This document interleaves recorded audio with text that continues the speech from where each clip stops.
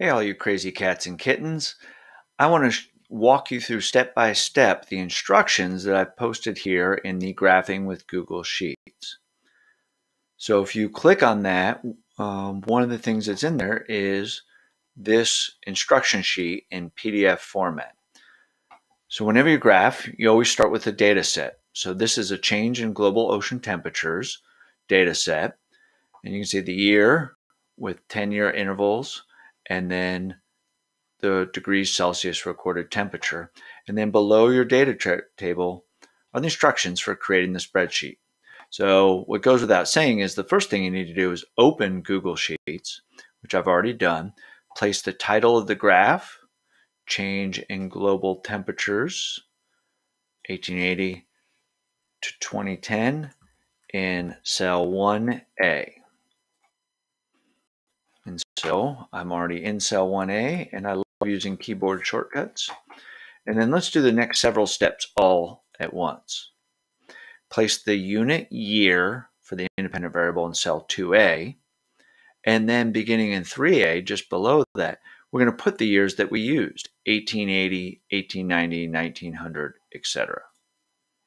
So in cell 2A, I'm going to put year, simply column header, type 1880, the first year we have data, below that 1890, and I could continue typing all the way down till I put 2010, or both Google Sheets and Excel, Microsoft Excel, have this feature.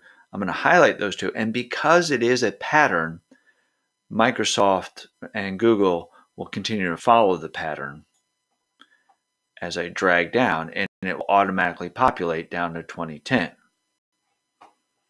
So now it's time for the dependent variable. Place the name and unit, ocean temperature, degrees Celsius, in cell 2B.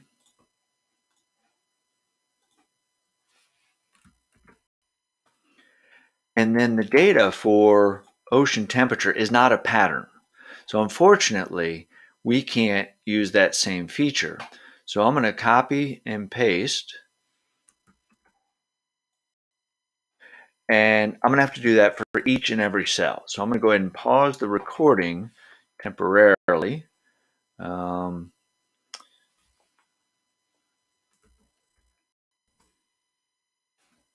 I've got all my data, and you can see my screen has switched over. I did that through a side-by-side view. So don't forget to use side-by-side when you've got two different windows that you want to work with. Rather than flipping back and forth, I can easily see both of these and go alternating. However, I am going to expand out my window. And so I've now accomplished all the steps in importing my data to create the spreadsheet. But now we need to turn that data into a graph. And the language used in spreadsheets, instead of calling it what you and I would call a graph, it calls a chart. And so we want to select the data, and it tells you a couple different ways. Then once selected, in the menus up top, we're going to click on Insert and Chart. So there's two ways to select the data. This box right here, we will select everything in the data table, which is perfectly fine. Or you can just click all that data and then Insert Chart. And this is where it usually will automatically select line chart, since that is the best type of chart for this type of data, as it did. Now the next thing is we need to get rid of this versus year. That's not exactly our title. And so I'm just going to modify that. So we talked about making sure you've got a good title. But you can see here that the axis, the independent variable, is our year. The dependent variable. And I just realized that my data heading is wrong. It's not changed. So let me go through and amend that. That's why I had that. For some reason, I pasted the wrong thing in there. So it's the ocean temperature should be in that column. I'm having trouble moving my chart out of the way so we can see that. So you can see I actually had the wrong heading in that.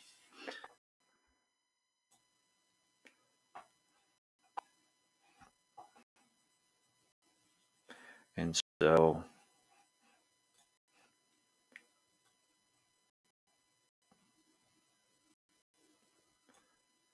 I'm going to reinsert the chart.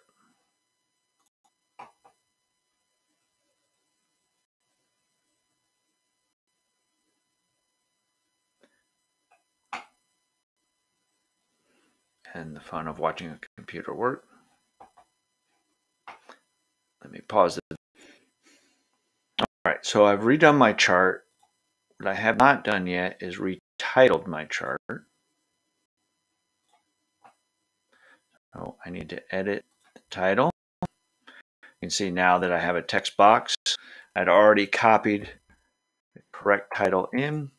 And I was about to say, and this is how I caught my error, I was double checking my axis. The independent variable is year, it's the one on the bottom, and the ocean temperature in degrees Celsius is my dependent variable.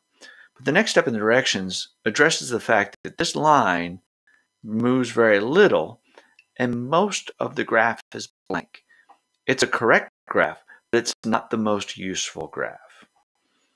So I want to show you what the next few steps are.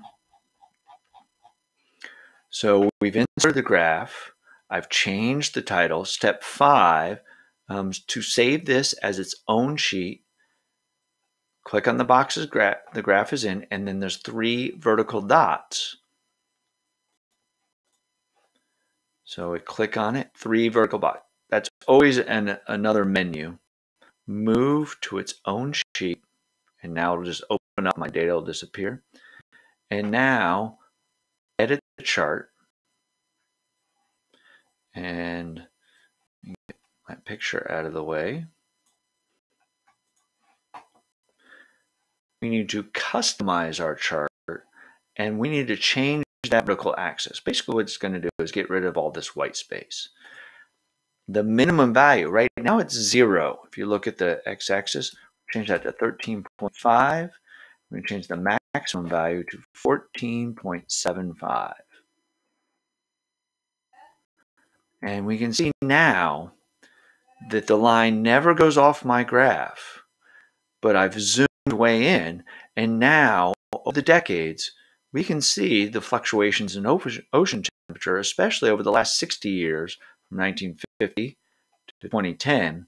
We can see that the ocean has been on a steadily warming increase, as opposed to its natural fluctuations for the previous 60 years, where it held fairly constant. It fluctuated around 13.75, but then since 1950, it's been steadily climbing. And that's the magic of what graphs can show us that sometimes a data table can't. Don't forget, ask me any questions, but when you are doing population studies, the ability to graph and looking at information in a graph is an important thing.